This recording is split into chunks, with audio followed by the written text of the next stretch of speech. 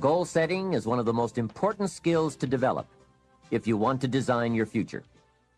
I'm going to give you enough homework not only to keep you busy for the rest of your life, but also to help you create the kind of life you may have always dreamed about living, but never believed possible. So let's get on with it. The sooner you exert the discipline, the sooner you will be enjoying the results. Once the results start to come, believe me, you won't mind the hard work and discipline it's going to take. Now, get a sheet of paper, and at the top of it, write the words, long-range goals. I'm going to ask you some questions, and I want you to jot down the answers.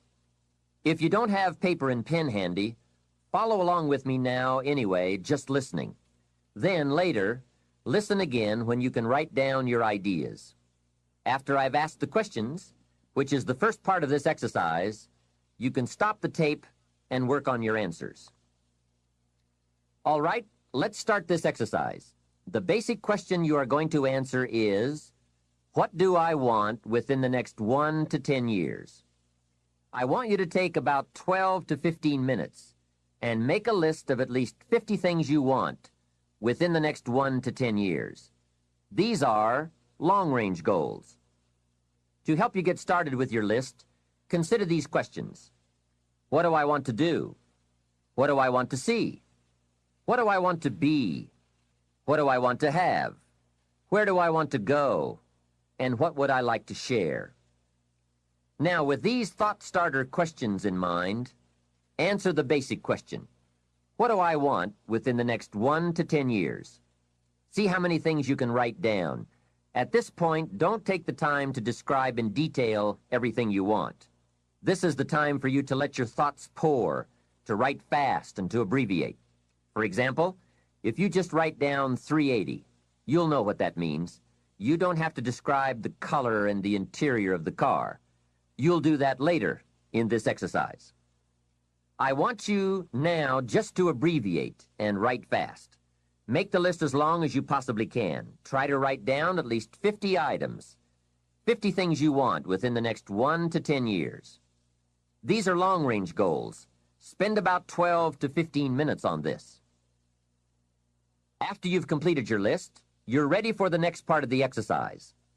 Go through your list, and next to the things you think you can accomplish or acquire a year from now, write a number 1. Next to the things you think it will take 3 years to realize, write a 3. Next to the things it will take 5 years to accomplish, write a 5. And next to the things it will take 10 years to accomplish, write a 10. Go through this list now to the best of your ability and say, that looks like it will take me about a year, or 3 years, or 5 years, or 10 years.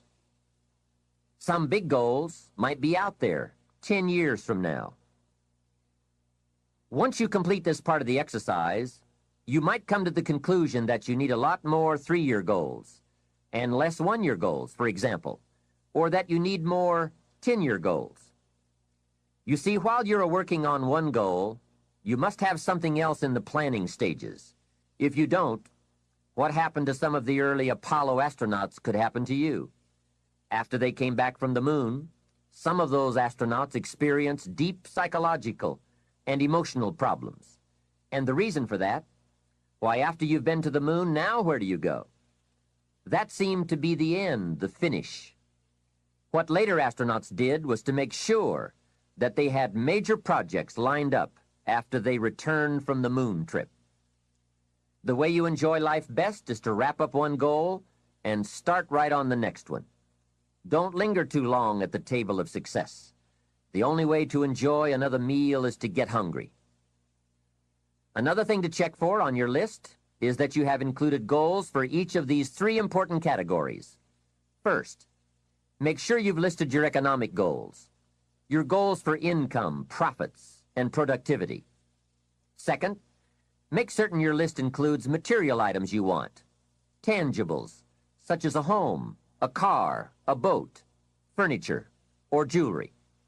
Don't attach the wrong importance to things, but they are important. Third, you'll want to include on your list goals for personal development. Write down all your personal development goals. Your goals to be more physically fit, to lose weight, to be more decisive, to be a more effective leader, to be a better communicator, to learn another language. Of course, there are other types of goals to consider: family goals, social goals, lifestyle goals. This is pretty heavy homework, but remember, whether or not you do your homework shows up in the marketplace as well as in the classroom. After you have determined which of your goals are 1 year, 3 year, 5 year, and 10 year, and after you've made certain your list includes economic goals, things, and personal development goals, I want you to go back to this list again. Now pick out the 4 most important 1-year goals, the 4 most important 3-year goals, the 4 most important 5-year goals, and the 4 most important 10-year goals. Those 16 goals will give you plenty of work for now. Get out some more paper, and in a brief paragraph, describe each goal. How high, how long, how much, what size, what model, what color, for example. Also describe why it is important to you.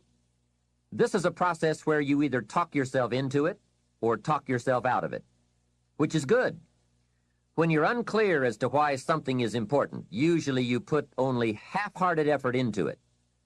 What you want is a powerful motivator, but the reason why you want it is an even more powerful motivator. It has greater pull.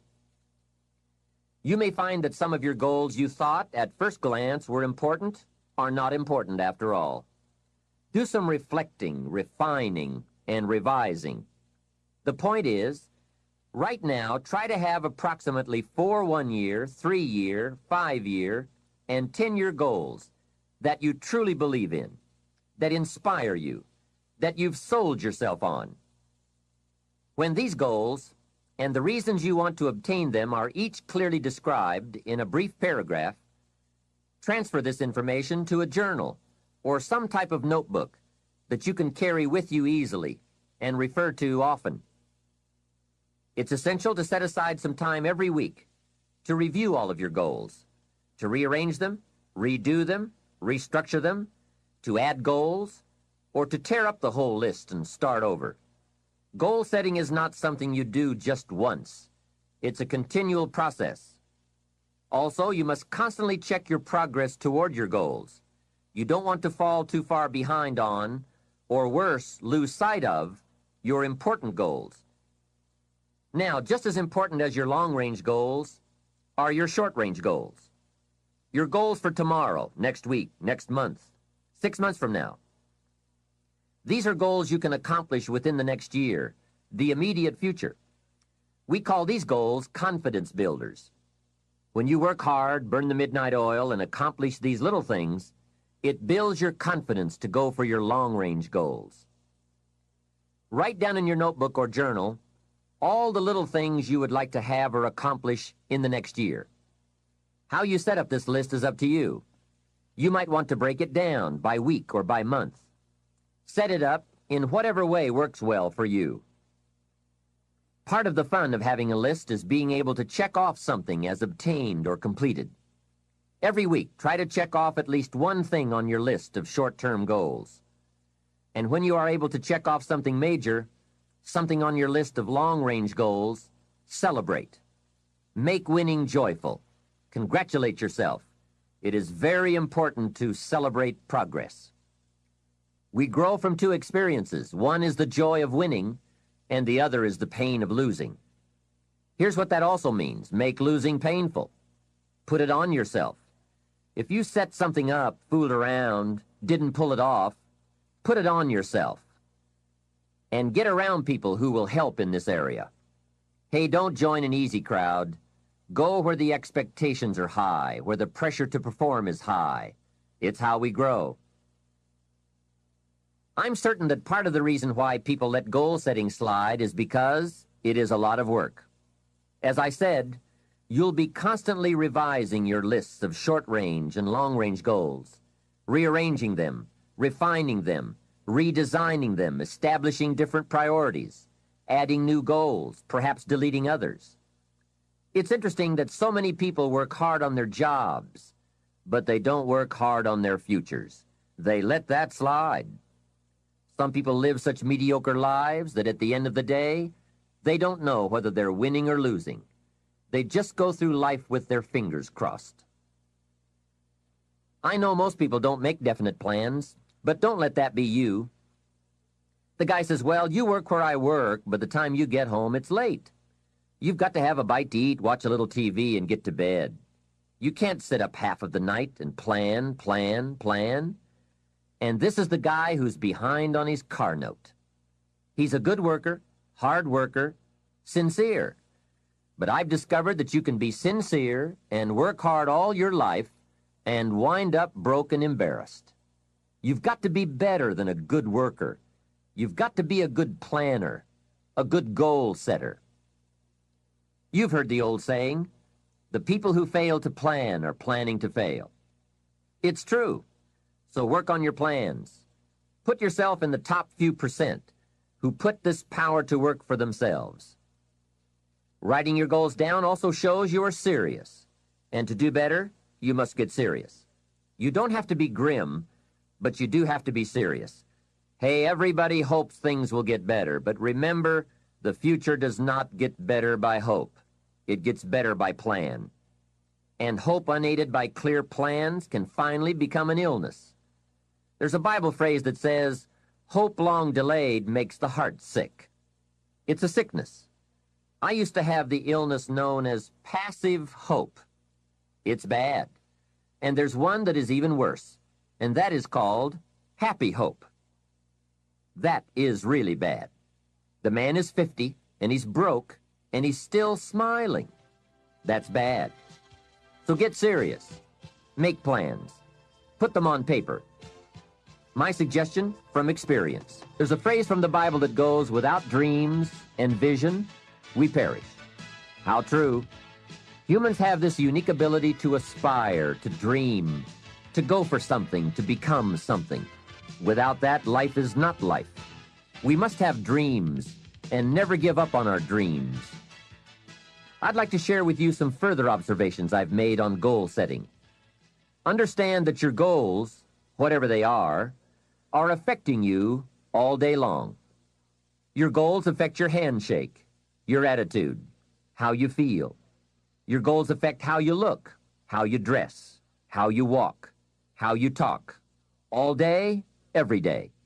Your personality, conversation, activity, it's all affected by your goals.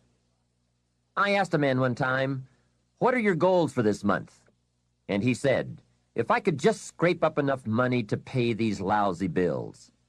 That was his goal. Hey, I'm not saying it isn't a goal. It is, but it's such a poor goal. It certainly isn't inspiring. You don't jump out of bed on Monday morning and say, oh boy, another chance to go out and scrape up the money to pay these lousy bills. The point is that goals should be fun. They should be big, challenging, rewarding. They should allow you to grow. Remember, too, that the major purpose of having a goal is not just to acquire the goal. The major reason for setting goals is to compel yourself to become the person it takes to achieve them. In other words, attaining the goal is of secondary importance. What's far more important is what you become in the pursuit of it. The greatest value in becoming a millionaire, for example, is not the $1 million. The greatest value is the skills, the knowledge, the discipline, and the leadership qualities you acquired in becoming a millionaire. It's the experience you acquired in planning, development, strategy. It's other qualities you acquired, such as courage, commitment, and willpower, to attract $1 million. You could lose everything you attained, but you could not lose the skills, knowledge, and experience you have obtained. Even better than having is being. Here's a most important question to spend some time answering. What kind of person will I have to become to get all I want? Write down a few thoughts on that.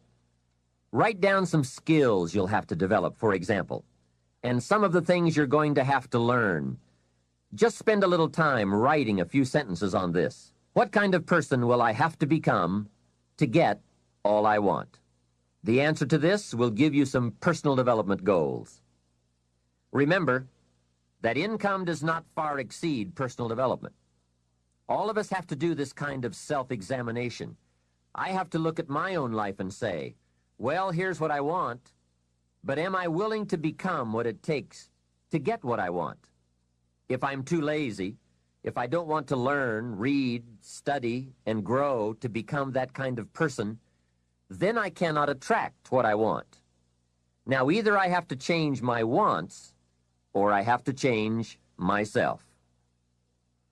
Here are a few more key points I'd like to share with you on goals and designing your future.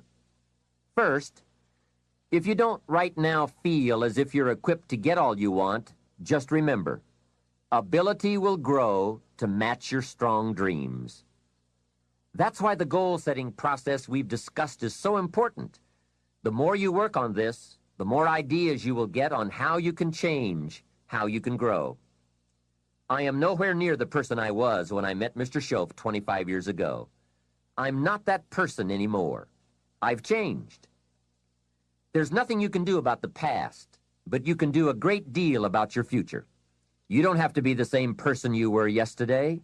You can make changes in your life, absolutely startling changes, in a fairly short period of time.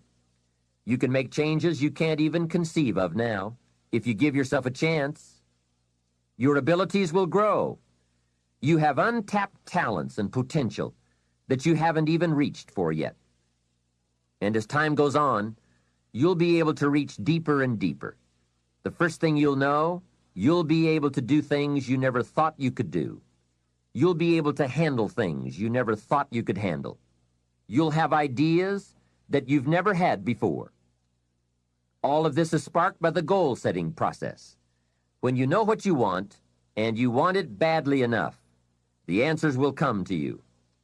I can't tell you why it works. All I know is it works. Give yourself a chance to become all you can become and to accomplish all you can accomplish. Let me give you a Bible philosophy that teaches how to get whatever you want. Here's what it says. Ask. That's it. Ask. Of all the important skills to learn in life, be sure to include the skill of asking. What does ask mean? Ask means, what do you want? And the complete formula is staggering. It says ask, and you will receive. Hey, we ought to look into that. The man says, yes, but you work where I work. By the time you struggle home, it's late. You've got to get a bite to eat, watch a little TV, and get to bed. You can't sit up half the night and ask. And this guy is behind on his bills. He's a good worker, hard worker, sincere, but you've got to do better than work hard and be sincere all of your life. You'll wind up broke and embarrassed. You've got to be better than a good worker. You've got to be a good asker. Let me give you some key points on this asking and receiving, setting goals, asking of life. Here's part of the philosophy that helped me to change. First, asking starts the receiving process. Asking is like pushing a button, and all this machinery starts working, mental and emotional machinery. I don't even know how it works, but I do know it works. There are a lot of things you don't need to know how they work. Just work them. Some people are always studying the roots. Others are picking the fruit. It all depends on what end of it you want in on. So asking is the beginning of receiving. Second, receiving is not the problem. You don't have to work on receiving. It's automatic. So if receiving is not the problem, what is the problem? It's failing to ask. The man says, I see it now. I got up every day this year and hit it hard, but nowhere in my house is there a list of what I want from my life. Can you see? Good worker, poor asker. Third, receiving is like the ocean. There's plenty, especially in this country. It's like an ocean here. Here, success is not in short supply. It isn't rationed so that when you step up to the window, it's all gone. No, no. Well, if that's true, what is the problem? Well, the problem is some people go to the ocean with a teaspoon. Have you got the picture? A teaspoon. What I suggest you do in view of the size of the ocean is trade your teaspoon for at least a bucket, and you will look better at the ocean with a bucket. Kids won't make fun of you. Now, here's something else to remember about asking. There are two ways to ask. One is ask with intelligence. It didn't say ask intelligently, but I'm sure it meant that. Don't mumble. You won't get anything by mumbling. Be clear, be specific. Intelligent asking means how high, how long, how much, when, what size, what model, what color. Describe what you want. Define it. Remember, well-defined goals are like magnets. The better you define them, the stronger they pull. And give your goals purpose. Answer both questions. What do I want? That's the object. And the second question, what for? That's purpose. Purpose is stronger than object. What you want is powerful and it will pull, but what you want it for is more powerful. Here's the second way to ask. Ask with faith. Faith is the childish part. It means believe you can get what you want like a child, not an adult. Many adults are too skeptical. They've lost that wonderful childlike faith and trust. Don't let that happen to you. Believe in, have faith in yourself and your goals. And get excited like a child. Childlike enthusiasm. Nothing can beat it. Kids think they can do anything. How exciting. They hate to go to bed at night and can't wait to get up in the morning. Develop that kind of enthusiasm toward your life and your goals. And be curious like a child. Kids can ask 1,000 questions. Just when you think they're finished, they come up with 1,000 more. They'll drive you to the brink. But it's really a virtue. Have plenty of curiosity. Ask questions. That's how you learn. Become a good student of your own life. It's the information you are most familiar with and feel the strongest about. So make your own life one of your most important studies. And in studying your own life, be sure to study the negative as well as the positive, your failures as well as your successes. Our so-called failures serve us well when they teach us valuable information. They're frequently better teachers than our successes. One of the ways we learn how to do something right is simply by doing it wrong. Doing it wrong is a great school for learning. Now I would suggest that you not take too long. If you've done it wrong for 10 years, I wouldn't suggest another 10. But what a close at hand and emotionally impactful way to learn from your own experiences. When I met Mr. Schoaf, I had been working 6 years.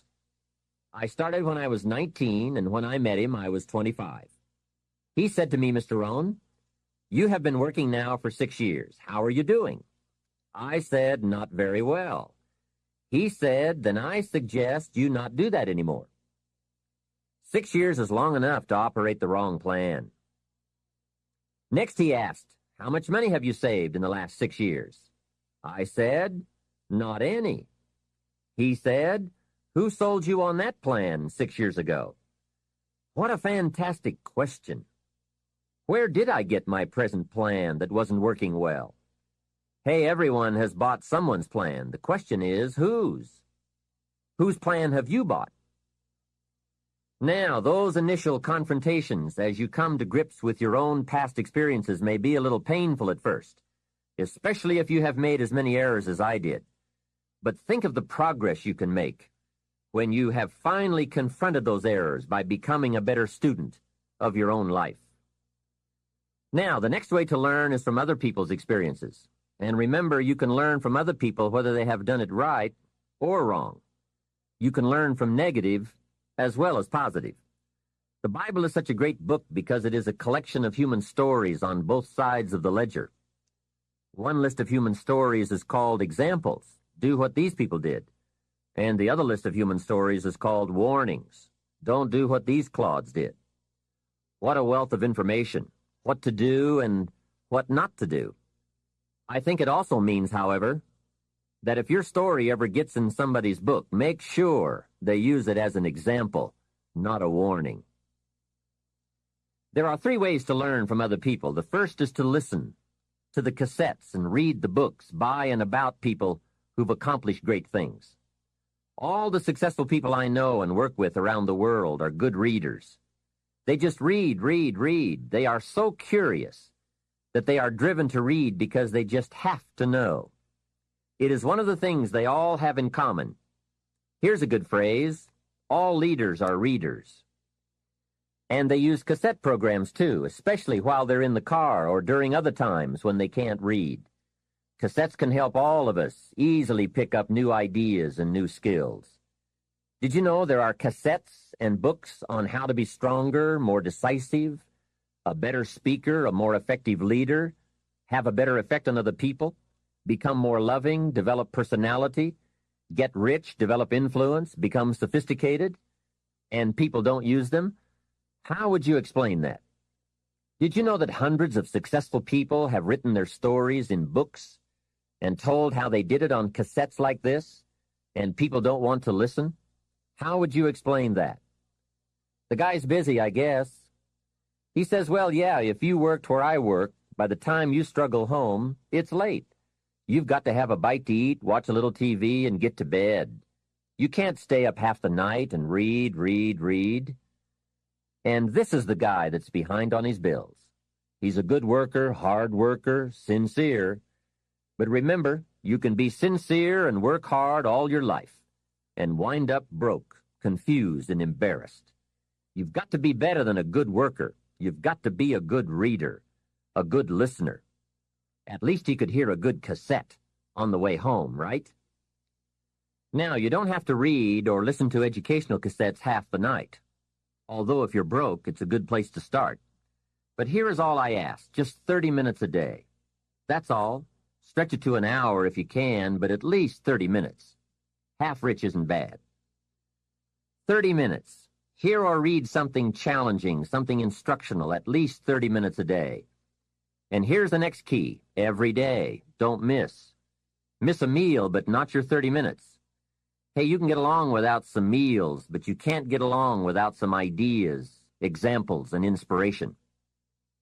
There's a Bible phrase that says, humans cannot live on bread alone, or food alone. It says the next most important thing to bread is words. Words nourish the mind. Words nourish the soul. Humans have to have food and words to be healthy and prosperous. Make sure you have a good diet of words every day. I told my staff one day, some people read so little they have rickets of the mind.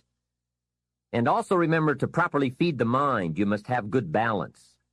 Don't just read or listen to the easy stuff. You can't live on mental candy. Here is a thought. Why not call good books and cassettes tapping the treasure of ideas? That's it. Tapping the treasure of ideas, like you're doing with this program. And if somebody's got a good excuse for not tapping the treasure of ideas for at least 30 minutes every day, or spending the money and getting the books and cassettes, I'd like to hear it. Some excuses you wouldn't believe. I say, John, I've got this gold mine. I've got so much gold, I don't know what to do with it all. Come on over and dig. John says, I don't have a shovel. I say, well, John, get you one. He says, do you know what they want for shovels? Hey, invest the money. Get the cassettes and books. The best money you can spend is money invested in your self-education. Don't shortchange yourself when it comes to investing in your own better future. Mr. Schoaf got me started on my library when I first met him. He said to me, become self-educated. Standard education will get you standard results. Check those numbers and see if that's what you want, and if it isn't, if you want something better than standard, you must become self-educated. So I went to work on my library, and I now have one of the best. Schoaf recommended a couple of books in particular to get me started. Now, I had a Bible, that's 66 books, so that was a pretty good start, and my parents saw to it that I had a good study of the Bible. But the first book Mr. Schoaf told me to get was the book Think and Grow Rich by Napoleon Hill. If you don't already have it, it's a great one to add to your library. Earl Nightingale has put it on cassette. The title should intrigue you. Think and Grow Rich. I read it several dozen times. Schoaf said repetition is the mother of skill. And if you could have seen my bank account at the time, you would have known I needed lots of that kind of repetition. Some of the ideas in that book made major changes in my life. As I look back now, the book was worth thousands, and I bought it for pennies. I learned a very valuable lesson. There can be a great deal of difference between cost and value. Before I met Mr. Schoaf, I used to ask, how much does it cost? After I met him, however, I soon learned to ask, how much is it worth? I started basing my life on worth instead of cost, and everything changed. So that was one book he recommended, Think and Grow Rich. The next book he recommended I get was a book on nutrition. Schoaf said, study nutrition. Vitality plays an important part in doing well. Some people don't do well because they don't feel well. It's not that they're not intelligent. It's that they're ill. They don't have the fire and the vitality to do well. So he really got on me about nutrition. Now, some of those health books are a bit weird, but you can separate out the weird stuff. There are cassettes on nutrition, too. Remember, don't be a follower. Be a student. Someone says, I read this book. Should I follow? And the answer is no. Read at least 2 books and make up your own mind. Don't be a follower. Be a student. So take care of yourself. There's a Bible phrase that says, many times the spirit is willing, but the body's weak. So you have to work on both. You wake up in the morning and the mind says, let's go get 'em. And the body says, I can't even get out of bed. So work on your health. A person's library of books and cassettes reveals his or her most dominant desires. It's interesting to walk into someone's house and browse through the library. What does your library say about you? So read all the books. Now here's good news. You don't have to read them all at once. Try this, 2 books a week. In 10 years is 1,000 books. If you read 1,000 books in the next 10 years, do you think they would greatly influence all the dimensions of your life? The answer is, of course. Well, here's what's exciting. It's only 2 books a week. However, I would suggest if you haven't read 2 books a week for the last 10 years, you are about 1,000 books behind. Can you imagine the incredible disadvantage it will be 10 years from now to stride into the marketplace 1,000 books behind? For some confrontations, you won't be a match. And for some opportunities, your knowledge will be too lacking. For some values, your philosophy will be too shallow. Missing skills, missing knowledge, missing insights, missing values, missing lifestyle. It could happen if you don't read the books. Remember, the book you don't read won't help. You can't read too many books, but you can read too few. Now, the next way to learn from others is to listen. Become a great listener. Get around successful people and listen. Listen to what they say, and listen to how they say it. There is something to be said for style as well as content. And never has listening to successful people been easier or less costly than it is today. With cassettes like the one you're listening to now, you can own cassette programs by and about the most successful people in any field. And you can listen to their ideas while you do something else. While driving your car, exercising, getting dressed in the morning, anytime. Listen over and over again until their ideas become your ideas, their inspiration, your inspiration. A lot of the books you're anxious to read, such as Think and Grow Rich, have been condensed and narrated on cassette. Your cassette library of great authors and ideas can be the investment with the greatest return of all. Great cassettes will do more than teach you great ideas. They'll also remind you of the important things you already know but sometimes forget. They'll lift your spirit. They'll keep your mind on what's important, on your goal and how you can achieve it. And what a modest investment for the seeds of fortune. Ideas well written, well spoken, well received, well learned, and well invested can be your driving life force for wealth and happiness. Here's another way to succeed by listening. Choose a really successful person and take him or her out to dinner and listen. Ask questions and listen. If a man is poor, he can really help himself by taking a rich person out to dinner and listening. Spend $50, $60, $80, or $100. Go for the full 9 courses. Start with the hors d'oeuvres. Ask questions. The salad takes 15 minutes. Keep the conversation going. The biggest steak in town takes 45 minutes. Keep it rolling. Ask more questions. Pour on the dessert. Stretch the meal about 2 hours. See, if you get someone successful to eat and talk for 2 hours, he or she may drop ideas in your lap that could change your life. Multiply your income by 2, by 3, by 5. But you're right. Poor people don't usually take rich people out to dinner. That's the problem. The man says if he's rich, let him buy his own dinner. I'm not coming up with any money. And besides, if you worked where I work, by the time you struggle home, it's late. You've got to have a bite to eat, watch a little TV, and get to bed. You can't spend all that time trying to find a rich man to feed. And this man's behind on his installment payments. Behind. He's a good worker, hard worker, sincere. But remember, you can work hard and be sincere all your life and wind up broke and unhappy. You've got to be better than a good worker. You've got to be a good listener. You see, what you become is far more important than what you get. The most important question to ask on the job is not, what am I getting? The most important question is, what am I becoming? However, it is also true that what you become directly influences what you get. Most of what we have attracted by the person we have become. So here's the great challenge of life. You can have more than you've got because you can become more than you are. That is the great focus of attention for life change. Now, on the other side of the coin, it reads, unless you change how you are, you'll always have what you've got. I've discovered that income does not usually exceed personal development. Sometimes income takes a lucky jump, but unless you keep growing out where it is, it will usually come back where you are. If someone hands you $1 million, best you become a millionaire quickly, so you can keep the money. Life has strange ways. A very rich man once said, if you took all the money in the world and divided it equally among everybody, it would soon all be back in the same pockets.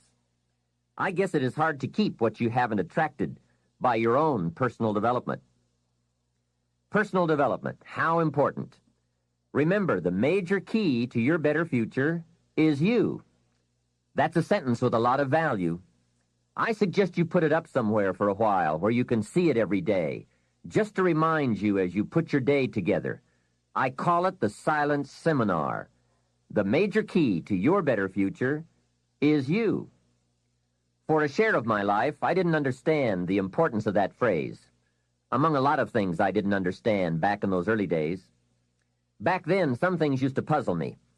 I used to wonder why 2 people could work for the same company and one make twice as much money. Why would one person be paid $2,000 a month and the other person $4,000 if it was the same company, same product, same service, same training, same weather, same traffic? Maybe they were the same age and went to the same school. Wouldn't that be a puzzle? Why would one person do twice as well? Speaking economically, I know there are many ways to do well, but in this narrow area called compensation, what is the difference? What is the difference between $2,000 and $4,000 a month? And I don't mean $2,000. I could figure that out.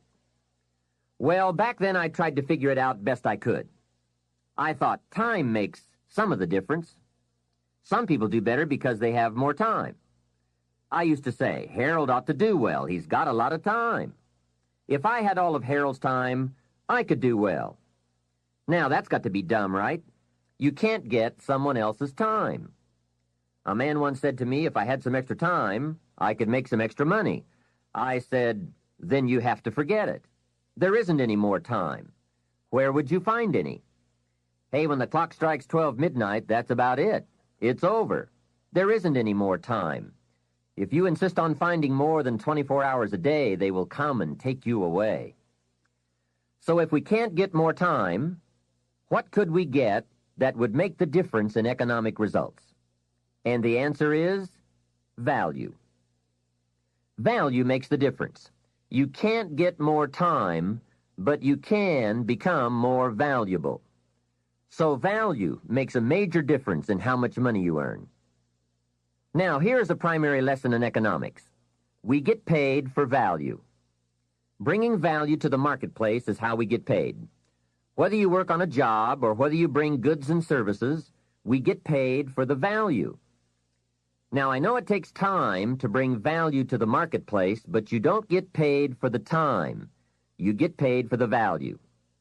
Mistakenly, the man says, I'm getting $20 an hour. And the correction is, no, not for the hour. If that was true, you could just stay home and have them send you your money. No, you don't get paid for an hour. You get paid for the value you put in an hour. An hour is simply a convenient way to measure the value. So one of the important questions to ask is it possible to become twice as valuable and make twice as much money in the same time? Could you become 3 times as valuable and make 3 times as much money in the same time? And the answer is, of course. Yes, you can become more valuable if, and it's always if, right? Life is known as the big if. Harry Truman once said, life is iffy. How true. And here's the big if we are going to consider. It's possible to earn 2 or 3 or more times as much money in the same amount of time if you go to work primarily on yourself. And that's what we're considering in this session, learning to work primarily on ourselves. Mr. Schoaf put it to me this way when I first met him. He said, Mr. Rohn, if you wish to be wealthy and happy, learn this lesson well. He said, learn to work harder on yourself than you do on your job. When he said that, I suddenly understood why I was broke. I was a hard worker on my job. If anyone would have asked me at age 25, Mr. Rohn, are you a hard worker? I would have said, yes, I'm a hard worker. Check my record. And that was true. I was a hard worker. But see, that was my problem. I was working hard on my job, but I wasn't working hard on myself. And that was the main reason for my lack of progress. See, it's easy to get faked out. The man says, I've got 10 years of experience. I don't know why I'm not doing better. What he doesn't understand is that he probably has 1 year of experience repeated 10 times. He grew pretty well that first year, and then he just did that first year 9 more times. He didn't keep growing. Some people look for more money, but they look for it in the wrong direction. The man says, I need more money. I'm going to go to work on my boss. Hey, I found out bosses are notorious. They don't play fast and loose with the company till. I've never seen a boss get excited and triple somebody's wages. They don't behave in such an irrational manner. So that's not it. Some people say, I'll strike for more. Well, the problem with that is, once you start, you'll always have to strike. And I'll tell you what you get by demand. Little bitty pieces. Barely enough. And now inflation beats that approach, right? Inflation will usually equal or exceed a small wage increase, especially after taxes. Forget the little increases that just let you get by. Hey, you can get by with a crust of bread and a pair of shoes. But in this program, we are talking big success, not just getting by. The guy in sales says, I know what I'll do. I'll get me some of those sales books that teach the tricky sales. I'll put it on my prospects, dazzle them with my sales footwork, grab their money before they know what's happened. Well, you can try that, but my experience shows you wind up at the bottom of the economic ladder, not the top. See, it's not what you get by tricks that counts. It's not what you get by demand. It's what you get by performance that counts. And I found this out. Performance comes from inside, not outside. For the first part of my life, I was looking for the answers outside before I finally discovered they were inside. Success is not something you pursue. Success is something you develop. People are often asking me, how do you develop an above-average income? And the answer is, become an above-average person. Develop an above-average handshake. Some people want to be successful, and they don't even work on their handshake. As easy as that would be to get started on, they let it slide. They don't understand. Develop an above-average smile. Develop an above-average intelligence. Develop an above-average interest in other people. Develop an above-average intensity to win. See, that will change everything. Probably one of the most frustrating experiences in life is looking for an above-average job with above-average pay without becoming an above-average person. It's called frustration. Mr. Schoaf one day gave me one of the most important statements of our entire association. I was giving him a rundown on how things hadn't worked out for me, and he said, "Mr. Rohn, I have an answer for you if you will listen carefully." And listen carefully I did that day and for the next 5 years. If someone is wealthy and happy, you've got to listen. He said, "Jim, I've only known you for a short time, but it is my honest opinion, for things to change for you, you've got to change." That was not quite the answer I was looking for, but that's the one he gave me. And now I bring it to you after pondering it all these years. For things to change for you, you've got to change, no matter what successes you've already achieved. Otherwise, it isn't going to change for you. Before I met Mr. Schoaf, I used to say, "I sure hope things will change." That seemed to be my only hope. If it wasn't going to change, I was in serious trouble. Then I found out it wasn't going to change, and I was in serious trouble. Hey, remember, it isn't going to change. Not long ago, I did a seminar for a group of oil company executives during their convention in Honolulu. Sitting around this conference table, one of them asked, "Mr. Rohn, you know some important people around the world. What do you think the next 10 years are going to be like?" I said, "Gentlemen, I do know the right people. I can tell you." So they all listened very carefully. I said, "Gentlemen, based on the people I know, and from the best of my own experience, I've concluded that in the coming 10 years, it's going to be about like it's always been." Aren't you glad you're listening? I don't share that with just everybody. Now, I said that to make a point, but I also said it because it's accurate. It's going to be about like it's always been. The tide comes in, and then what? It goes out. For 6,500 years that we know of, called recorded history, and probably long before that. So it's not likely to change. It gets light, and then what? It turns dark for 6,000 years. We are not to be startled by that now. If the sun goes down and the man says, "What's happened? What's happened?"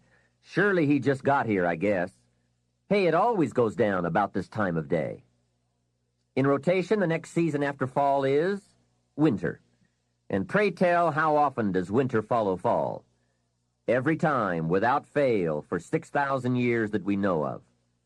Now, some winters are long and some are short. Some are difficult and some are easy. But they always come right after fall. It isn't going to change. Sometimes you can figure it out. Sometimes there's no way to figure it out. Sometimes it goes well. Sometimes it gets in a knot. Sometimes it sails along. Sometimes it gets in reverse. See, that's not going to change. The last 6,000 years reads like this: opportunity mixed with difficulty. That's how it reads. It isn't going to change. The man says, "Well, then how will my life change?" And the answer is, when you change. Whether I'm talking to high school kids or business executives, my message is always the same.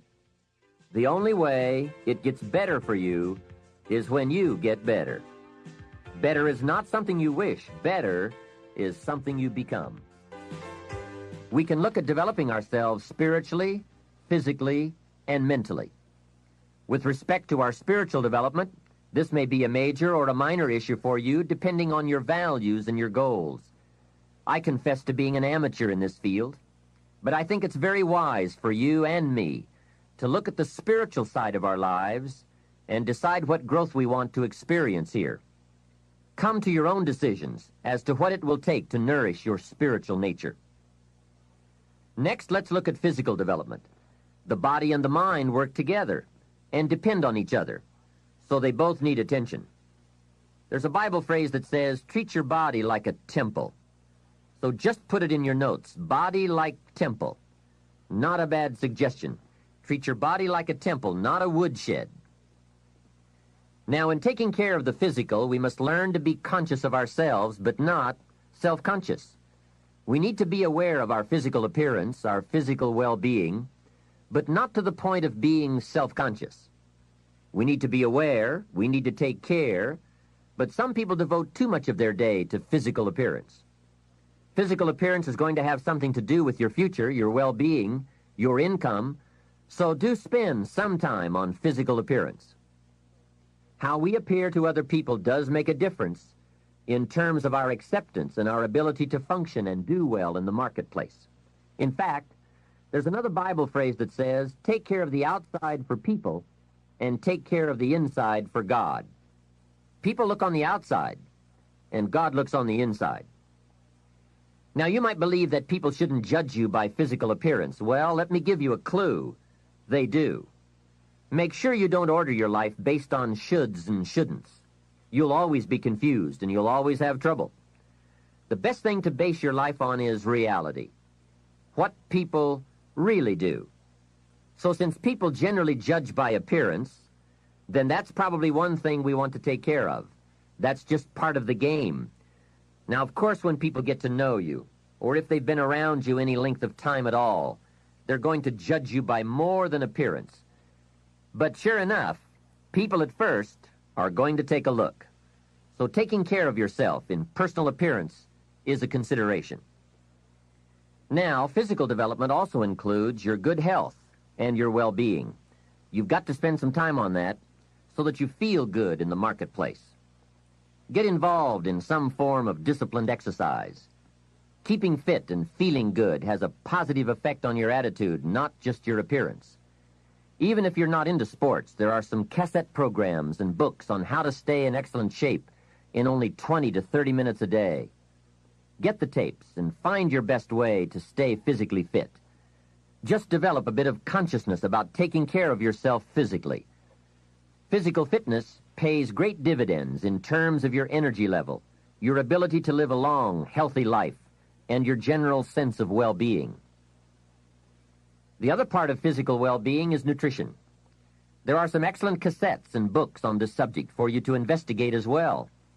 Do all you can to stay fit, to stay healthy, and to stay well, because physical health and fitness affect how you feel about yourself and how you perform in the marketplace. When you feel good about yourself, other people will feel good about you too. Appearance, vigor, vitality, and well-being have a lot to do with how your life works out. That's the physical side. Now, the mental exercise and nourishment are just as important as physical and spiritual exercise and nourishment. You want to make sure that the acceleration of your mental health, mental well-being, and mental capacity keeps up with your physical capacity. So make sure at 40 that your mind has kept up with the passing of the years. Don't stay 30 at 40. Don't stay 30 at 50. Keep up the learning curve with mental exercises. I congratulate you for your investment in this cassette program as a further expansion and stimulation of your mind and your thinking. It's so important for you and me to be stretched beyond where we are. It's too easy to just comfortably sit and stop growing. It often doesn't seem to be that necessary to make the push, to make the effort to learn and to grow and to challenge yourself. But let me give you something to think about. The last few years of the 20th century are going to demand a lot more mental vigor and mental activity. The competition and complications of life are going to truly challenge the full capacity of our mentality, So, stretch your mind. It's easy when you finally find yourself in a good job to stop pursuing mental development. Have you heard about the accelerated learning curve? From birth up until the time we are about 18, our learning curve is dramatic, and our capacity to learn during this period is just staggering. We learn a tremendous amount very fast. We learn our language, our culture, our history, science, mathematics, everything. But guess when this learning curve starts to taper off? When we get our first job, usually. Now sometimes, for some people it will continue, but sure enough, here's where it usually levels off. If there are no more exams to take, if there's no demand to get out paper and pencil, why read any more books? Now you will just learn by some experience, just getting out there and by doing it wrong and doing it right and stumbling around. You learn some. But can you imagine what would happen if you kept an accelerated learning curve all the rest of your life? Can you imagine what you could learn to do, the skills you could develop, the capacities you could have? So here's what I'm asking you to do. Be that unusual person who keeps up his learning curve. Succeeding in life is not usual. It's unusual. You need to develop some unusual habits to earn the outstanding rewards. A friend of mine said, a standard education will get you standard results. You want a lot more than standard results? You need to become a lot more than a standard person. And now I've got some more good news for you. Never before in the history of the world has it been easier for someone like you or me to become educated, skilled, highly creative, innovative, and spilling over with profitable ways of thinking. I'm talking about making full use of audio cassettes like the one you're listening to now. You can turn your automobile into a professional growth seminar on wheels. I'm serious. Cassettes can turn the time you spend driving your car, dressing in the morning, or exercising into solid, effective personal development. While your friends are vegetating on the way to work, listening to the radio that doesn't help them one bit to do a better job, you're picking up new negotiating skills, better sales techniques, or a new creative way to solve problems. Keep building your library of fine, quality cassette resources.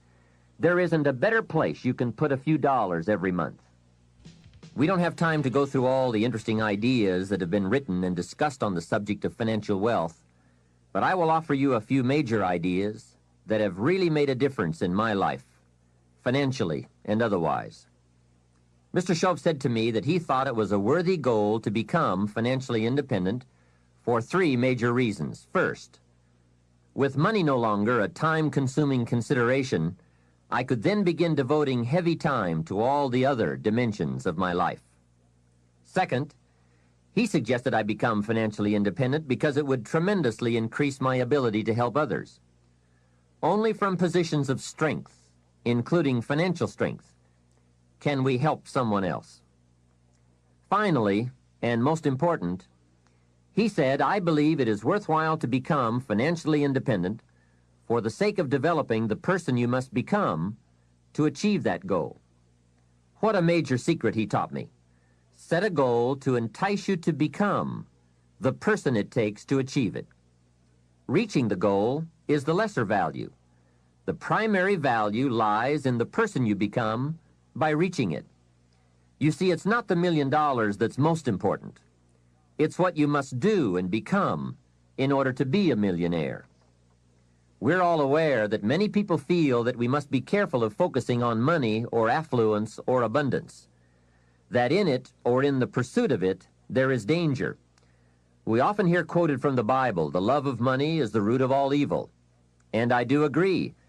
If you make money your love, and you pursue affluence to the exclusion of or at the expense of other values of life, you have lost, not won. However, let us consider this question. If you could do better, should you? That's not a bad question. In the time allotted to labor, in the time given to economics, care for family, success, achievement, productivity, the creation of value, the development of skills and creativity, if you could do better, should you? I think that one of the greatest satisfactions of living life to the fullest is doing the best you can with whatever you have.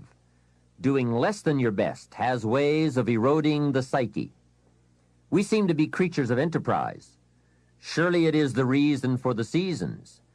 The soil and the sun and the rain and the seed all say, "What can you do with us?"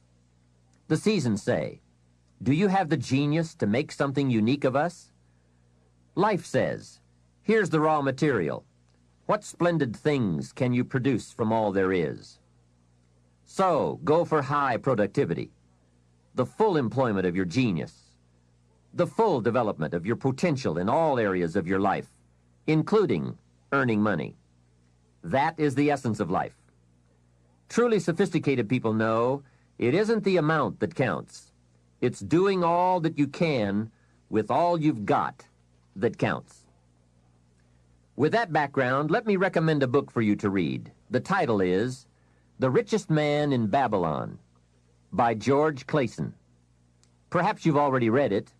I would suggest that you read it again. It's just a small book. You can read it in one evening. I call it the appetizer for the full discourse on the subject of financial independence. Now, let me give you the major theme of the book. The major theme is that what you do with what you have is more important than what you have. What you do with what you get is more important than what you get. What we do with what we have says so much about us. It reveals our philosophy of life, our attitude, what we know, and what we think, and the makeup of our character. It is a reflection of what is going on inside of our head and within our value system and decision-making process. It also reveals our ability to weigh and to perceive. The outer is always a reflection of the inner. It is an indication, a reading, a revealing. It speaks, it tells, it shows. Remember that key phrase I gave you earlier? Everything is symptomatic of something, and it is symptomatic of something right or something wrong. It is a wise policy not to ignore the symptoms, for they can be early signs of a poor choice of philosophy, or a sign that something important is being misread, misunderstood, miscalculated. So of all places, take a look here. What you are doing with your money says something about you. Now, what you're doing may be okay. All I'm suggesting is that you take a look. Let me give you some of the details of a good financial plan as suggested by Clason's book. First, a very broad but important statement. Learn to live on 70% of your net income. Net meaning the money you have left after paying your taxes. And before we go any further, let us consider that most important part of our personal, social, and economic life. We must all in our lifetime, whether we are young or old, understand the necessity and the practice of paying taxes. We have to teach our children as soon as they have any money at all from any source that if they spend it for anything, they immediately become what we call a consumer. And all consumers of goods and services, no matter how young, have to pay taxes. In California, where I live, if a child is only 10 years old and goes to the store to buy something that costs $1, the proprietor asks him for an extra 6 cents. The child may look at the price tag and say to the proprietor, "But it says $1. What's the 6 cents for?" And what a great time to teach the necessity for everybody to pay taxes, even at age 10. So a full explanation is due.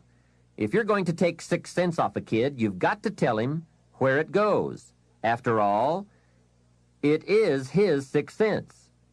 He could well ask the proprietor, "Do you keep it?" The proprietor, of course, would explain that it's for taxes, that he doesn't get to keep it, that he merely collects it. The next obvious questions are, who gets it? And what is it used for? And with these very intelligent questions come some very important answers. To the child we explain, since we all have decided to live together, we call ourselves a society. And for that society to function, there are some things we cannot individually do for ourselves. We cannot each build a piece of the street. The machinery would be too expensive, and it would take too long to learn how to use it and then to do it. So we have a government, and government is people we have put to work doing those things for us as a community that we cannot do for ourselves. The streets, the sidewalks, the police, all of this must be paid for. So we have agreed to take some of the money when all of us buy something and give it to the government so that it can do things for us. This is such an important subject. Kids have to learn it. We all have to learn it. We then move up to federal taxes and all that those tax dollars are meant to do. Here's a pretty good way to explain federal taxes. I call paying taxes the care and feeding of the goose that lays the golden eggs. It is so very important to feed the goose, not abuse the goose, not tear off a wing of the goose, but to feed and care for it. You might say, well, yes, but the goose eats too much. Hey, that's probably true. But remember, just about every appetite eats too much. Don't we all eat too much? Let not one appetite accuse another. If you step on the scales and you're 10 pounds heavy, you've got to say, yes, me and the government are about 10 pounds heavy. Looks like we both eat too much. Remember, every appetite must be disciplined. Yours, mine, and the government's. We could all use a diet. Mr. Schoaf did give me a very great service when he taught me how to be a happy taxpayer. Now, I must admit it took a while, but I did finally become a happy taxpayer. Part of it was understanding what tax dollars were for, and that it is right for everyone to pay his fair share.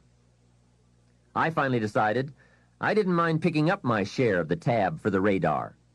It's so necessary for our safety as a country to keep the international bullies away. Some people say, why bother with all that expensive equipment? After all, they won't come over here. Obviously, they haven't read their history books. Someone else says, I'm not picking up any part of the radar. Well, then I would suggest you go where they don't have any radar. If you are going to enjoy the benefits, then you have to pay your share. Jesus, the master teacher, gave some very clear advice one day when he said, pay Caesar first. Caesar meaning the government and taxes. Hey, that's pretty clear. Pay Caesar first. And for some unique reason, he didn't see fit to criticize Caesar. He just said, pay. I don't think we need a prophet to explain that one to us. Now, don't pay more than you should. Take advantage of the advantages and the incentives. But then when you get to the bottom line, whatever that is, pay it. And pay with happiness, knowing that you are feeding the goose that lays the golden eggs. The golden eggs of freedom, safety, protection, justice, free enterprise. A society that works, provides a market and unprecedented opportunity. Freedom of speech, freedom of religion, education for our children. This is the most powerful nation on earth, and it provides us with the greatest chance to create a unique life. Some goose, some eggs. And remember, everyone should pay. Dignity demands that we all contribute no matter how small the amount. Everyone should pay. Even the federal tax bill, in my opinion. If only $1 a year, that's okay. Just so you can say with dignity, I pay my fair share. A classic example. An ancient Bible story says Jesus and his disciples were watching people come by and contribute to the treasury. Some came by and gave large amounts. Some gave average amounts. And some gave modest amounts. The story then continues. A little lady came along and put 2 pennies in the treasury. Jesus said to his disciples, look at that, the lady and the 2 pennies. They said, 2 pennies? You give us this example out of all who made a contribution? 2 pennies? He said, you don't understand. She gave more than anyone else. They said, 2 pennies? More than anyone else? Some have given fortunes. He said, you don't understand. Her 2 pennies represented, I'm sure, more of what she had than the large amounts represented of what their givers had. So she gave the most. How remarkable. But let's continue the story. Sometimes what is not said or reported is also a valuable part of the story. Consider what Jesus did not do. He did not take the 2 pennies out of the treasury and run after the little lady and say, "Here, little lady, we have observed that you are so poor and so pitiful, we're going to give you back your 2 pennies. We just can't let you pay." What an incredible insult that would have been. She would surely have said, "Aren't my 2 pennies good enough? They represent a great portion of what I have. Will you take away my dignity?" No, that scene did not occur. And what a meaningful lesson. We learn from what did not happen as well. Let me give you the eloquence of silence, the eloquence of what was not reported but certainly must have been true. And it reads, Jesus left her 2 pennies in the treasury. What an important silent statement. It's of the highest philosophy. It best explains our earthly experience. Life is conditional. Value is on the other side of price. And of first importance is the act, not the amount. Everyone must pay, even if it is only 2 pennies. Now, after taxes, and I said all that to get to this, learn to live on 70%. The reason it's 70 is because you're going to be doing some very special things with the 30%. So what's left, 70%, is yours to spend. Now let's talk about the all-important subject of how you allocate the 30%. I remember one day saying to Mr. Schoaf, if I had more money, I would have a better plan. He said to me, Mr. Rohn, I would suggest that if you had a better plan, you would have more money. So it's not the amount that counts, it's the plan that counts.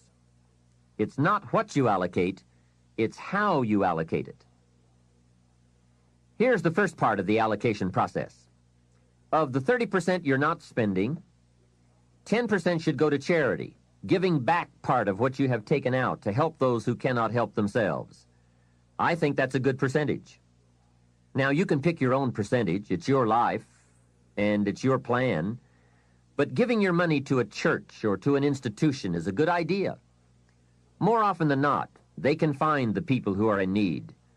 But whether you administer it yourself or give it to an institution to distribute, 10% should be given to charity.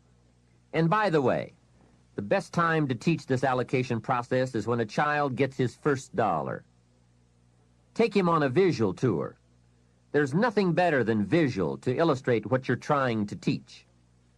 Take him to where some very unfortunate people live who cannot take care of themselves. Kids have big hearts. If they see the problem, they won't have any trouble giving a dime out of every dollar. And one more thing. The time to start this is when the amounts are small. It's pretty easy to flip a dime out of a dollar, and it's a little more difficult to give away 100,000 out of 1,000,000. You say, oh, if I had 1,000,000, I'd give 100,000. I'm not so sure. That's a lot of money. Best we start you early, so you will have the habit before the big money comes your way. Now, here is what to do with the next 10%. Set aside 10% for capital you manage. That is, capital you find ways to utilize. Do some buying and selling yourself. Buy something, fix it, and sell it. Engage in commerce, even if it's only a part-time venture. Your home is a major capital project. In my opinion, we should all engage in capitalism in this country. Here, we believe capital belongs in the hands of the people. Communism teaches that capital belongs in the hands of the state. That's a great difference in ideology. I guess communism feels that humans are too dumb and stupid to know what to do with capital, so it should all be given to the state. Let the state run everything, and let the people meekly show up for their work assignments. In our country, we believe the genius to know what to do with capital resides in the populace, the people, the genius to come up with ideas for goods and services brought to the marketplace. It has built a dynamic enterprise known as capitalism and has created opportunities in abundance. And again, remember this thought. The best time to teach capitalism is when a child is old enough to be stimulated by ideas for goods and services. Kids learn the concept of performing services in exchange for capital early, right? They mow the lawn, help in the house, earn an allowance. But take it a step beyond that, as soon as possible. They will pick it up fast. Kids ought to have 2 bicycles, one to ride and one to rent. It doesn't take much to be in business. It doesn't take $1 million. And the same business principles apply whether it is a bicycle business or General Motors. Show kids how to buy a bottle of soap for $2 and sell it for $3. Right in the neighborhood. It's called capitalism in action. Profits, products, and services brought to the marketplace. It is most exciting once you understand the mechanics and the dynamics. It's the stuff of which fortunes are made. And teach kids the advantage of being kids. Some people will buy from you just because you're little. So you must get on with it. You won't be little forever. So Johnny goes a few doors down from your home in the neighborhood and knocks on a door. Mrs. Jones answers, and Johnny says, "Mrs. Jones, I have this bottle of soap. It is the best there is. My mother uses it, and lots of people I know wouldn't use anything else. You should really have some. It only costs $3, and I'm your neighbor, so I can take care of you. And besides, I'm little." There, isn't that simple? Commerce in action. Capitalism at its foundation. You see, the only danger in capitalism is if capital gets in the hands of too few people. As long as it is in the hands of the many, it is a dynamic force for profitable and exciting enterprise. Back to our story. Mrs. Jones says, "Johnny, I appreciate your coming by, and I think your product is unique, but really, to be honest with you, I have plenty of soap." Johnny says, "Let me come in and check." Hey, kids know how to overcome objections. They have been mastering that skill all their lives. Johnny knows how to get in the door. Mrs. Jones says, "You've got me. I'll be a customer." Now, when he comes home, you must get ready to teach all the other principles of enterprise and successful living. The two should go together. First, Johnny says, "I've got $3 to spend," and you point out the obvious. If you spend all $3, you will be out of business. He says, "I can see that." Then you explain, you must set aside $2 to invest in another bottle of soap. You can't spend your capital. Capital must be carefully preserved. What would you think of a farmer who ate his seed corn? Dumb farmer, right? So capital must be defended. It is your only chance for another harvest. Now here's another thought for your notes. Make sure you turn part of your income into capital. I would suggest 10%. And use that 10% yourself to give your own skill a chance to do something remarkable in the marketplace. No telling what genius lies, unused, waiting for the spark of opportunity. It is part of the path of fortune. Use this thought. Why not work full-time on your job and part-time on your fortune?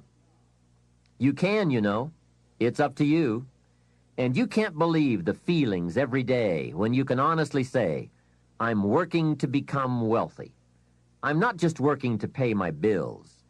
It makes a different kind of day. You will find it hard to go to bed at night and exciting to get out of bed in the morning.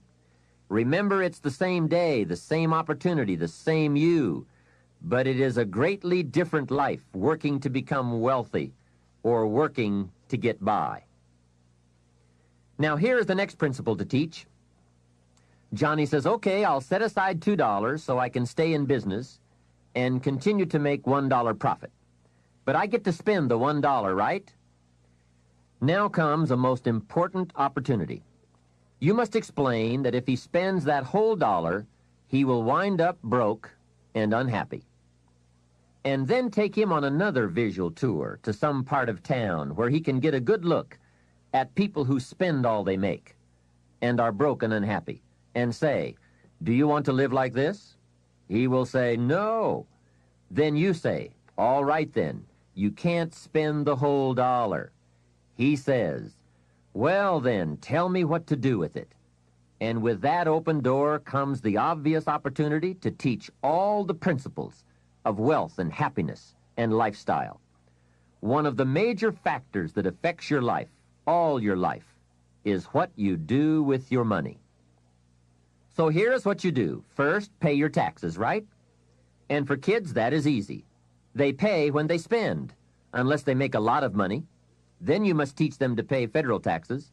Remember the care and feeding of the goose that lays the golden eggs. Next comes the 10 cents for charity, which we have already covered. Johnny says, "Oh yes, here is a dime for those who cannot help themselves." Now I can spend the rest. Answer, no, no. You will wind up broke and unhappy. He says, "Okay, what now?"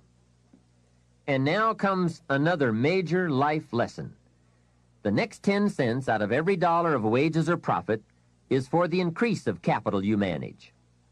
Set aside 10 cents out of every dollar profit so that someday you can buy 2 bottles of soap instead of 1. I'm sure Johnny will catch on to that one right away. He says, "Of course. If you buy 2 bottles instead of 1, you save yourself a trip." How clever. And the next point you teach is that some companies will sell you 2 bottles cheaper than if you buy just 1 bottle at a time. They sell you 1 bottle for $2 and 2 bottles for $3.80. Johnny says, "Wow, then when I sell it, I can make even more money." How clever. It's true, everybody benefits from the increase of capital. The company gets to sell 2 bottles at one time. You save a trip and some costs, and you can keep some of the saving or pass along some of it to Mrs. Jones, your customer. Let's review so far. First, pay taxes. Next, 10 cents for charity and 10 cents for capital you manage, and for the increase of that capital out of every dollar of wages or profits. Now, here's the third 10 cents from every dollar, and that is capital you provide. Take 10 cents out of every dollar and put it in a financial institution. And now we have come to a major benefit for all of us if you bring this 10% of your earnings to the marketplace. You see, some projects in our society need more capital than one person can provide. So we have a system whereby all of us can loan or invest our money in capital provided, so that large businesses can be built to provide more jobs and products and service and help create an even more dynamic society. So 10 cents out of every dollar should go into a savings account. I really prefer to call it an investment account because, and kids will love this, they pay you for the use of your money. You can get back the money you loaned, and you will have more profit from what you are paid for the use of your money. And be sure that you teach this, that if kids start this program from whatever they earn on a job or in engaging in enterprise or both while they are in their teens, by the time they are 40, they will be wealthy enough to be able to do what they want to do the rest of their lives, instead of all their lives doing what they have to do. Now, from your teenage years, it could take a much shorter period of time to become financially independent, depending on what ideas and opportunities you take advantage of. Mrs. Fields developed a new chocolate chip cookie and became a millionaire before she was 30. Mrs. Fields chocolate chip cookies. What an example of capital in the hands of the people, not in the hands of the state. A 10-year-old takes $1, searches around the community and finds a broken, abandoned wagon, pays $1 for it, brings it home, cleans it up, sands off the rust, paints it till it's shiny and new, straightens out the wheel, and sells the like-new wagon for $11. You ask, does a 10-year-old deserve $10 profit? And the answer is, of course. Society now has a mended wagon. And that's what it's all about. Find something and leave it better than you found it. Create a value. Build an equity. It's how we build this most dynamic society called America. If you were to evaluate the major influences in your life that shape the person you are becoming, this has to be high on the list, the people you choose to allow into your life. Mr. Schoaf gave me a very important caution in those early days, which I would like to repeat here for you. He said, "Never underestimate the power of influence." What an important statement. The influence of those around us is so powerful. Many times we don't even realize we're being strongly influenced because it generally develops over an extended period of time. Peer pressure is an especially powerful form of influence because it is so subtle. If you're around people who spend all they make, chances are excellent that you'll spend all you make. If you are around people who go to more ball games than concerts, chances are excellent that you'll do the same. If you're around people who don't read many books, chances are excellent you won't read many books. People around us can keep nudging us off course a little at a time until finally, 10 years from now, we find ourselves asking, how did I get here? Those subtle influences need to be studied carefully if we really want our lives to turn out the way we've planned. Now, on this major point, let me give you 3 key questions to ask. This may help you to make a better analysis of your current associations. Here is the first question. Who am I around? Good question. Make a mental study of the major people with whom you most often associate. You've got to evaluate everybody who is within the circle of being able to influence you. So, major question, who am I around? Next question, what are they doing to me? That's a major question to ask. What have they got me doing? What have they got me listening to? What have they got me reading? Where have they got me going? What have they got me thinking? How have they got me talking? And how have they got me feeling? What have they got me saying? You've just got to make a serious study of how others are influencing you, both negatively and positively. Now, maybe the influence of all those around you is okay, but just ask yourself, it doesn't hurt to ask, who am I around and what are they doing to me? Now, here's the final question, is that okay? Maybe the people you associate with and their collective influence is okay, but then again, maybe it's not. All I'm suggesting here is that you take a close and objective look. Everything is worth a second look, especially the power of influence. Positive influence can have an incredible effect on your life, but so can negative influence. Both will take you somewhere, but only one will take you in the direction you truly wish to go. It's so easy just to dismiss the things that influence our lives. The man says, I live here, but I don't think it matters. I'm around these people, but I don't think it hurts. I would take another look at that. I've got a good phrase for you. Everything matters. Now, sure, some things matter more than others, but everything matters. Everything weighs something. So you've got to keep checking to find out whether associations are tipping the scales toward the positive or toward the negative. It doesn't hurt to look, right? Ignorance is never the best policy. Finding out is the best policy. Remember, part of the purpose of this program is to get us to say, the days of kidding myself are over. I really want to know what I have become and what I am becoming. I want to know where my strengths and my weaknesses lie. What has power over me? What's influencing me? What have I allowed to affect my life? Perhaps you've heard the story of the little bird.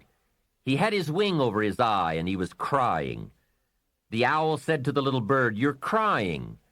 "Yes," said the little bird, and he pulled his wing away from his eye. "Oh, I see," said the owl. "You're crying because the big bird pecked out your eye." And the little bird said, "No, I'm not crying because the big bird pecked out my eye. I'm crying because I let him." Hey, it's easy to let influences shape our lives, to let associations determine our direction. to let persuasions overwhelm us, to let tides take us, to let pressures make us. The big question is, are we letting ourselves become what we wish to become?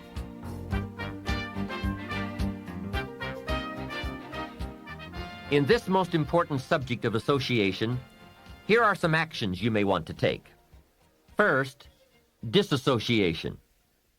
You may, after a study of those 3 questions, who am I around, what are they doing to me, and is that okay, you may come to the serious conclusion that there are some people you just have to break away from. I'm not saying that it's an easy step to take, and it's not to be taken lightly. However, I am saying it may be an essential task. You may just have to make that hard choice not to let certain negative influences affect you anymore. Remember, it could be a choice that saves the quality of your life. The second action you may want to take is limited association. It could well be that you are spending too much time in a certain area of your life with a certain group of people. It's easy to put time and effort in the wrong place. The guy spends 3 hours at the ball game and 30 minutes listening to the sermon. See, that's called out of balance. 30 minutes for spirituality, 3 hours for entertainment. That doesn't weigh well 5 years from now, 10 years from now, when you take a look at the sum total of your values in your life. Here's one of the easy ways to end up with a mediocre average life: spending major time on minor things.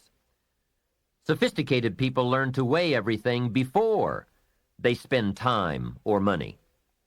You've got to weigh before you pay. Whether you're going to spend heavy time or light time, you've just got to weigh. Otherwise, if you're not careful, you can get trapped into spending heavyweight time with lightweight people. Now, it's okay to have casual friends as long as you give them casual time, not serious time. Spend major time with major influence and minor time with minor influence. It's so easy to do just the opposite, but don't let it be said that you fell into that trap.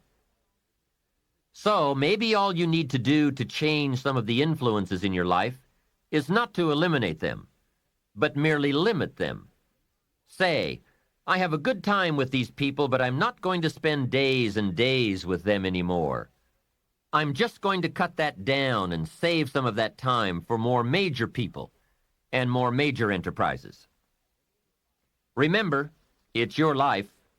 You can spend your time with whomever you want and whenever you want. But you didn't invest in this program for me to kid you. Take a look at your priorities and your values. We have so little time at our disposal. Wouldn't it make sense to invest it wisely? If you have only $100 in your pocket, it's okay to spend $20 for fun and put $80 toward your important values and commitments. But would you be happy reversing those percentages? Better to put the majority of your money where you know it will get you a positive return, rather than put it where the taste is brief and the results are poor. Of course, you must be the judge. You must determine whether the situation and the people call for disassociation or limited association.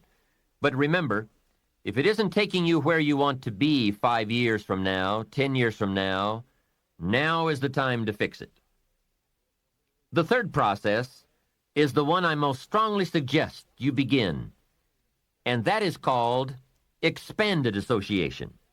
That is, spending more time with the right people, people of substance and culture, people who understand philosophy and discipline, people of accomplishment and character.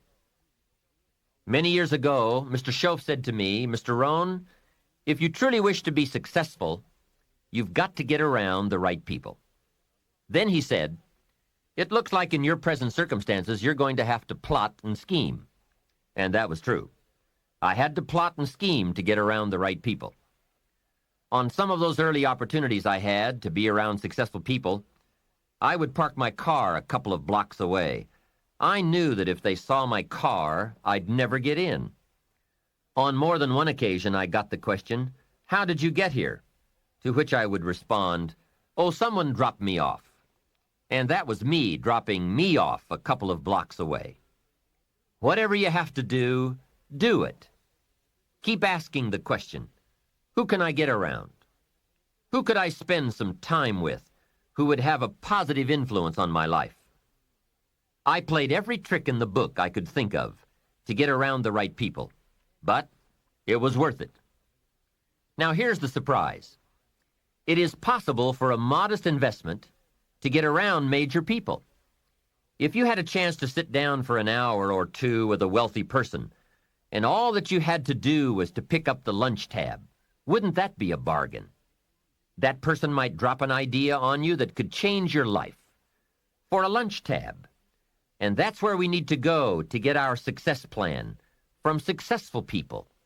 Don't pick up your plan, especially your financial plan, from unsuccessful people. Here is something else exciting. It's possible for people of modest means to start a wealth plan. You don't have to be wealthy to have a wealth plan. You don't even have to be healthy to start a health plan. All you have to be is smart. Smart enough to say, hey, I've got the wrong plan, and I'm going to get around someone who has a better plan and make it my plan. So, find some successful people to help you fill out your success plan. Find somebody healthy to get your better health plan going. Find somebody living a unique lifestyle to develop your lifestyle plan. This is called association on purpose, getting around the right people by expanding your circle of influence. I have a really unique friend. I'm always trying to find more ways to spend more time with him. He's the big game hunter, millionaire, businessman, traveler, and in my opinion, one of the world's great philosophers. He has two special gifts among many that make it worth all the time I can possibly spend with him. And those gifts are, 1, the ability to absorb, the ability to soak up a day and all of its events. His memory is uncanny. I swear he remembers in detail almost every day of his life and every book he's read. Then he has this second unique gift, the gift of expression. He can put all he saw and touched and felt into words, exciting words. When he talks, you can feel the water lapping on your feet. You can see the colors. You can smell the aroma of the flowers and the food. What great gifts to absorb and to express. If I spend a day with him, I get my time's worth. He can put a year into a day's conversation. It leaves you spellbound. He can read a book and with flawless detail give you a capsule version, and more often than not, make it more exciting than if you read the book yourself. From Shakespeare to the Beatles, from Africa to Beverly Hills, he's got it, recorded it, and can express it with spirit and precision. You can imagine what a valuable association this is for me. From this association, I've multiplied my knowledge, my perception, my skill, my enterprise, and my lifestyle many times over. Here's another good question for you. Where do you go for your intellectual feast? Where do you go?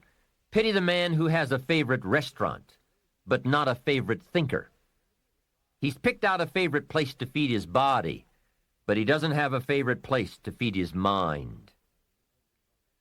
One way to associate with people of influence is through their writings, books, cassette tapes, whatever you can pick up. Maybe you can't meet the person, but you can read his books or listen to his cassettes.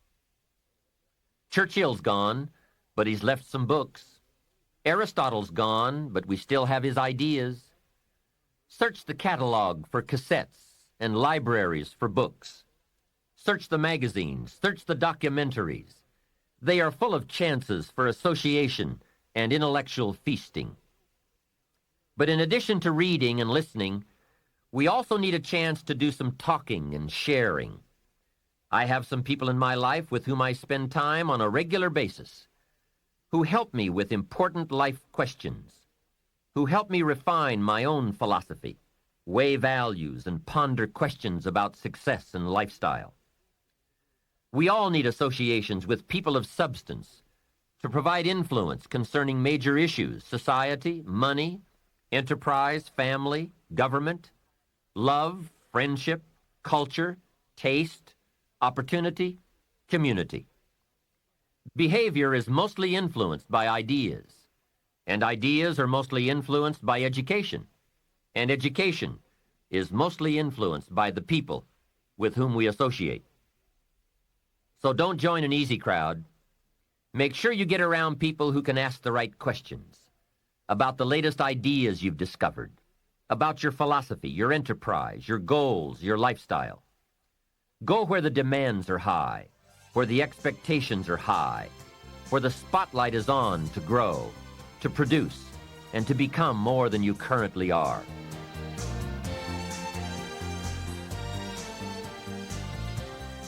One of the great good fortunes of my life was being around Mr. Shoaff those 5 years.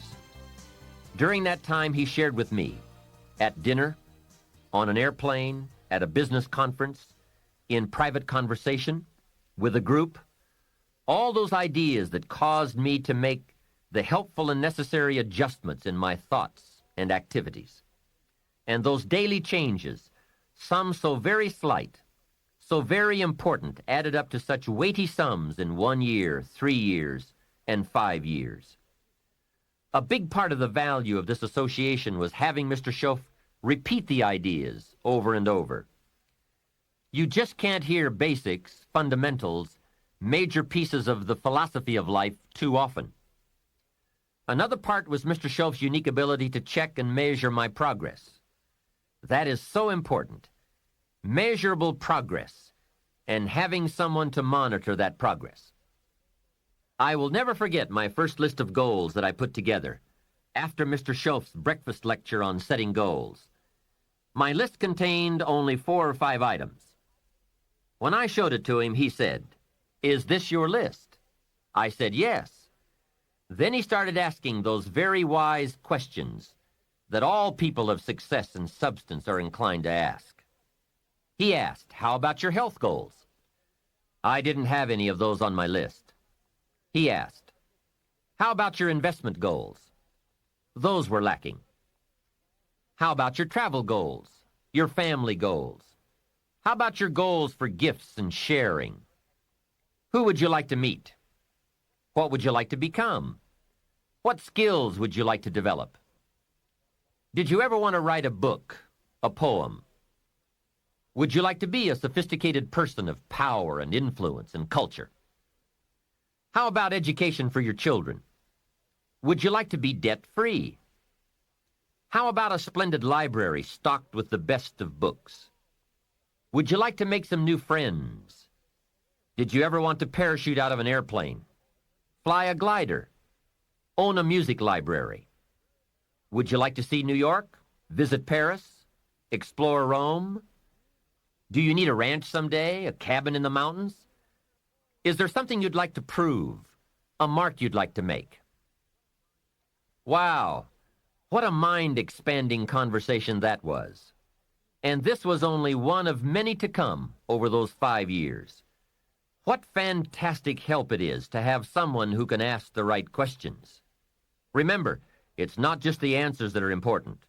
It's the questions.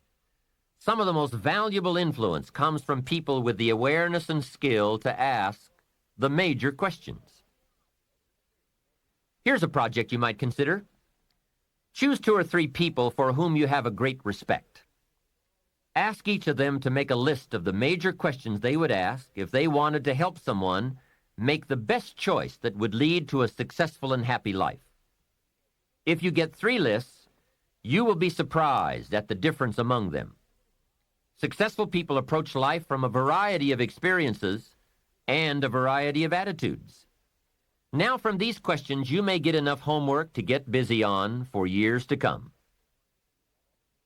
Another benefit of my association with Mr. Shoaff was that I kept growing in experience, knowledge, and accomplishment, and was able to bring all that value to the same basic questions.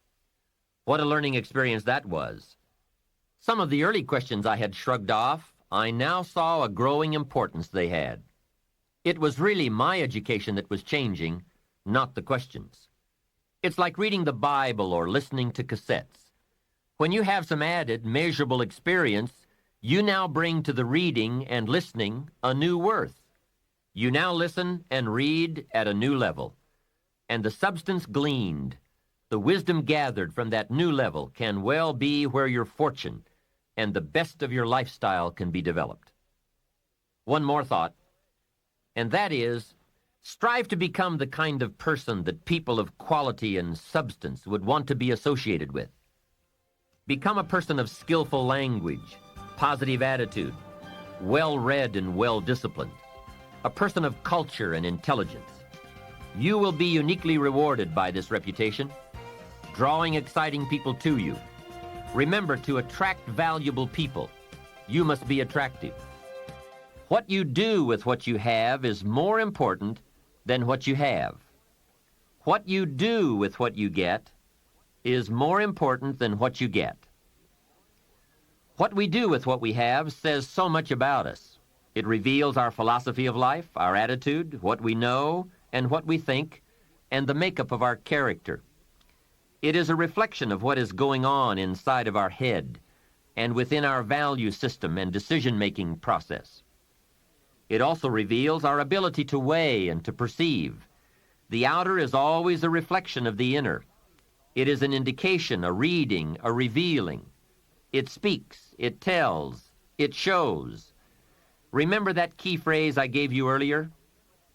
Everything is symptomatic of something, and it is symptomatic of something right or something wrong.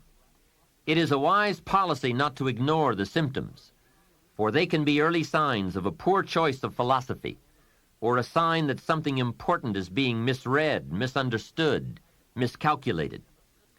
So of all places, take a look here. What you are doing with your money says something about you. Now, what you're doing may be okay. All I'm suggesting is that you take a look. Let me give you some of the details of a good financial plan as suggested by Clayson's book. First, a very broad but important statement. Learn to live on 70% of your net income. Net meaning the money you have left after paying your taxes. The reason it's 70 is because you're going to be doing some very special things with the 30%. So what's left, 70%, is yours to spend. Now let's talk about the all-important subject of how you allocate the 30%.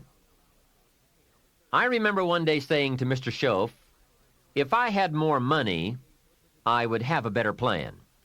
He said to me, Mr. Rohn, I would suggest that if you had a better plan, you would have more money.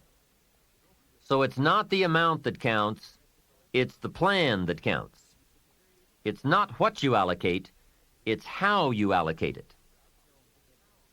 Here's the first part of the allocation process. Of the 30% you're not spending, 10% should go to charity, giving back part of what you have taken out to help those who cannot help themselves. I think that's a good percentage. Now, you can pick your own percentage. It's your life, and it's your plan. But giving your money to a church or to an institution is a good idea. More often than not, they can find the people who are in need.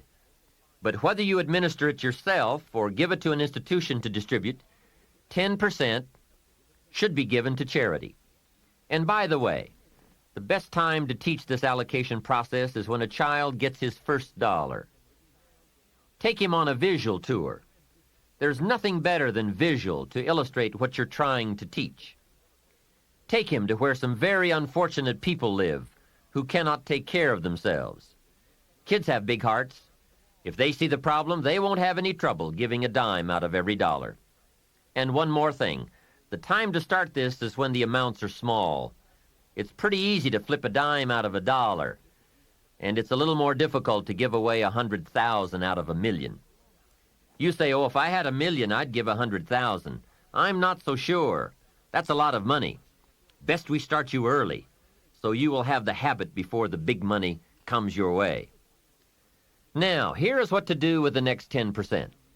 Set aside 10% for capital you manage. That is, capital you find ways to utilize. Do some buying and selling yourself. Buy something, fix it, and sell it. Engage in commerce, even if it's only a part-time venture. Your home is a major capital project. In my opinion, we should all engage in capitalism in this country. Here, we believe capital belongs in the hands of the people. Communism teaches that capital belongs in the hands of the state. That's a great difference in ideology. I guess communism feels that humans are too dumb and stupid to know what to do with capital, so it should all be given to the state. Let the state run everything, and let the people meekly show up for their work assignments. In our country, we believe the genius to know what to do with capital resides in the populace, the people, the genius to come up with ideas for goods and services brought to the marketplace. It has built a dynamic enterprise known as capitalism and has created opportunities in abundance. Now, here's the third 10 cents from every dollar, and that is capital you provide.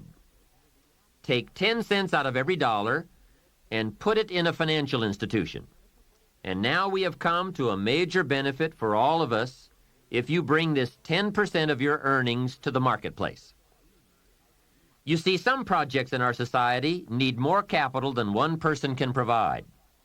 So we have a system whereby all of us can loan or invest our money in capital provided, so that large businesses can be built to provide more jobs and products and service and help create an even more dynamic society.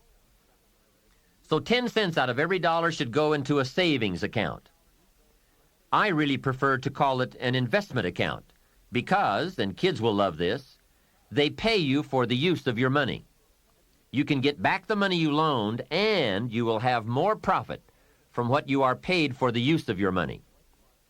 And be sure that you teach this, that if kids start this program from whatever they earn on a job or in engaging in enterprise or both while they are in their teens, by the time they are 40, they will be wealthy enough to be able to do what they want to do the rest of their lives, instead of all their lives doing what they have to do. Now, from your teenage years, it could take a much shorter period of time to become financially independent, depending on what ideas and opportunities you take advantage of. Mrs. Fields developed a new chocolate chip cookie and became a millionaire before she was 30. Mrs. Fields chocolate chip cookies. What an example of capital in the hands of the people, not in the hands of the state. A 10-year-old takes $1, searches around the community and finds a broken, abandoned wagon, pays $1 for it, brings it home, cleans it up, sands off the rust, paints it till it's shiny and new, straightens out the wheel, and sells the like-new wagon for $11. You ask, does a 10-year-old deserve $10 profit?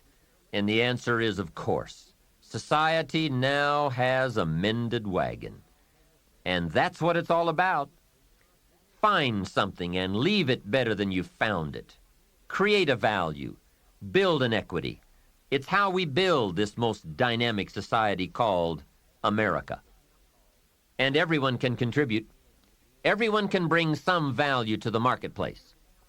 We can all be students of capital, profit, equity, and value. We can all engage in enterprise. We can all participate in the disciplines that bring wealth of lifestyle and treasure. All of us and our children can build the most powerful and attractive society ever. We have the knowledge, the tools, the schools, the market, the resources. All we need is the will.